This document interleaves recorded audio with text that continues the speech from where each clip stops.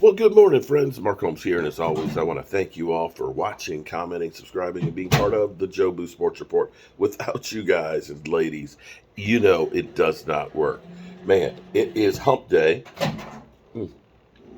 Got to get a sip of my coffee here. It is hump day, and the good news for the Dallas Cowboys is they only have one rookie left to sign, and that is Jake Topper. Jake Topper is the last one left to go. We don't have the final numbers right now, but we're sitting somewhere around $12 billion of cap space, knowing that we get an additional 10 in less than 2 weeks here when we get the money for Lyle Collins. So the Cowboys actually have some money to make some moves if they decide to make some moves. We'll see if that happens. Now, one thing I am actually very, very happy about that the Cowboys have not done is they have not ruined Sam Williams. Because see, here's the thing that kind of, and I have to be guilty. I'm guilty of it too. I am guilty of it too because when Randy Gregory was drafted and everybody was making the comparisons to Charles Haley and the Cowboys went out and they said, here's the number, you're Charles Haley. You've got big shoes to fill. I think that that's a mistake. When you go back and you think about Bill Parcells when he was talking about Tony Romo, he said, don't pull out the anointing cream just yet. As in, don't let his head get too swollen. Don't set up these expectations too quickly that he's going to be this, that, and the other. I know from my own personal experience, I was the youngest of five. And so when I went to high school, my parents never moved. We all went to the same high school. And I was never Mark. I was always Arondo's brother or Belinda's brother or Greg's brother or Tony's brother. Football coach would say, oh, your brother Rondo, he played linebacker. You going to play linebacker? No, I don't want to play linebacker. That was him. I went out for track. Oh, your brother did hurdles and Tony pole vaulted. Are you going to pole vault? No, I don't want to pole vault. I want to be my own person. I want to set myself out there, and I can understand because CeeDee Lamb, I think, felt a little bit of that when he first came out, and everybody said, oh, you're going to be 88. And he was kind of like, I don't want to wear 88. But it's forced upon him, and now you've got these expectations. Now, we'll see if the expectations are made. But see, expectations are the building blocks of resentment. Because the thing is we really don't know who is going to be great players and who are going to be bums. Just because somebody said, well, you could be the next Charles Haley, doesn't mean you're going to be the next Charles Haley. What you did in college, it's great, but it doesn't always translate to the NFL. And we've seen guys that we looked at and said, that's a can't miss guy. And usually when they say they're a can't miss guy, they usually miss. I'm just being honest with you. Because here's what I want you to understand. Back in 1985, okay, really the beginning of rap music, okay, that was the glory days of rap, okay, that was when you could actually understand what they were talking about. I'm just saying, I'm old. JMU Dukes. JMU had fired Chalice McMillan the year before, and they hired a Joe Przicki from Delaware State. That year, JMU went 5-6. The year before, I think it was 3-8. That was Charles Haley's last year at JMU. Division 1AA school. Division 1AA school. Step down from Division 1 football. This wasn't Alabama or, Virginia Tech. This was little old JMU. JMU Dukes. Charles Haley was drafted in the 4th round by San Francisco.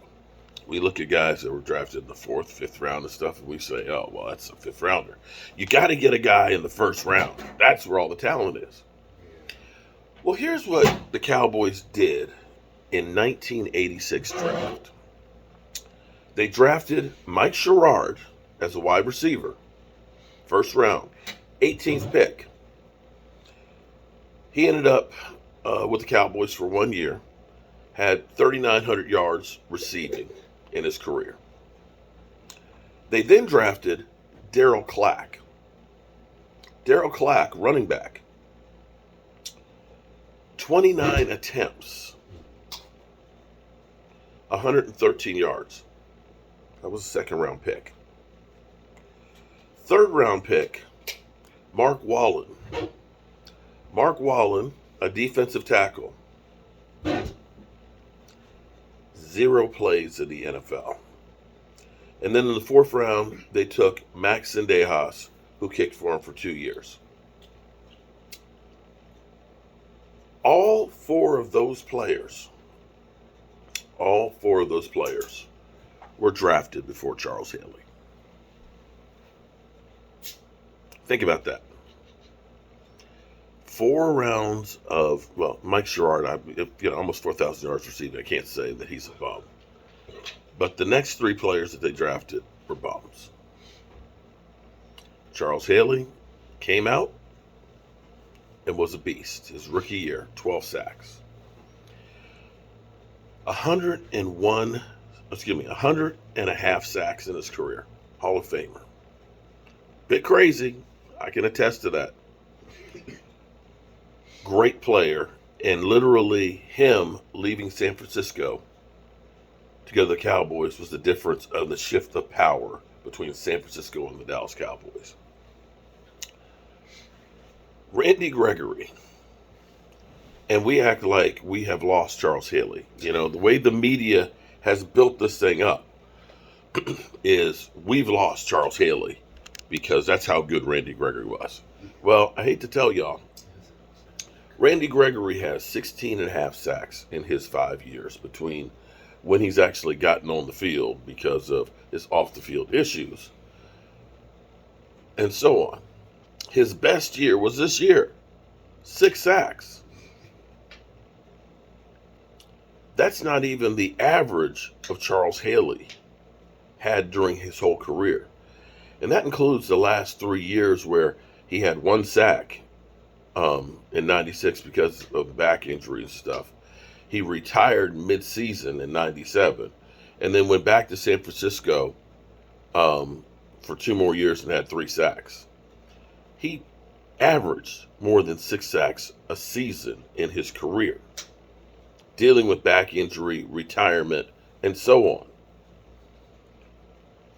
So with Sam Williams, I'm glad that they didn't automatically go out there and say, oh, Sam Williams, the next Charles Haley. Let's give him the number and stuff. Because when you set up those expectations of a guy, you can be setting them up to fail. And I'm glad that they haven't done that. Now, you can look and say, well, Sam Williams, 6'4", 264, 4.4, 640. He is about 6 pounds, 7 pounds heavier than Charles Haley, and then shorter. So he's stockier. He's definitely faster. He's got the tools like Charles Haley. I don't know if he has the tenacity. It seems like he's got the edge. But I would rather, for us, before we go out there and start saying, this guy is going to be, and again, I guess I could be called guilty of that because I was the one that was saying that Micah Parsons was having a rookie season like Lawrence Taylor, and people were going through, oh, you're crazy. And I didn't say he's the next Lawrence Taylor. I was comparing just the rookie season versus rookie seasons, the impact that he had versus the impact that he had. In no way, no how has Micah Parsons reached the level of Lawrence Taylor in his career. He hasn't played long enough. We'll have to wait and see till when his career's over with. But if you just take that microcosm of that first year versus that first year and how they've come out, you can see parallels. Now we'll see what Sam does. If Sam can get 12 sacks as a rookie, I'll be more than happy to say we got the next Charles Haley, because that's what Charles did. 4 forced fumbles, 12 sacks in 16 games as a rookie. And There you go. So that's what I've got to get this morning started. We still have a lot of work to do because we've got inspections tomorrow. Hopefully, we'll pass inspection. This lady will be able to move in this weekend because she needs a place to go bad. And we'll be bringing you news throughout the day. And come Friday, y'all, I don't think DMV is going to chicken out on me. You better not. But we're going to do a hot wing challenge to raise money for our buddy Stuart Morrison, who is, let me give you an update because this actually, I actually have to change the wording in the GoFundMe because I said he's getting treated for cancer, and it's a rare form of cancer that he has.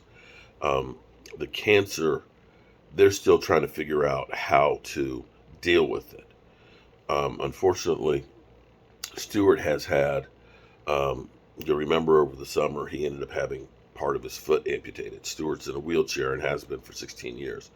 And having different surgeries on his arteries to try and open them up so that way the blood should circulate, because literally the blood flow wasn't going there, and that's why the foot needed to have part of it amputated off. And then he's had heart surgery as well. So Stuart's body's been through a lot, and because he's in a wheelchair and things, he ends up having wounds from from laying. And he's in a long-term care facility because they have to get the wounds closed, because once they start trying to treat him with the chemo, it kills all the cells, good cells, bad cells. And you can get an infection, and an infection would your body wouldn't be able to fight it. So he's not actually being treated for the cancer yet. He's being treated for the wounds. And they're still trying to figure out how to attack this cancer. And they're not sure exactly how to, because the cancer itself is inoperable. He's confided more things to me, but I don't think I need to put him out there with this. But if we can get his house together and make it comfortable and safe for his mom and things, and for him to be able to come back there and stuff, will definitely give him a big peace of mind. So that's what we're working on. I still have a lot of working parts that are getting put together.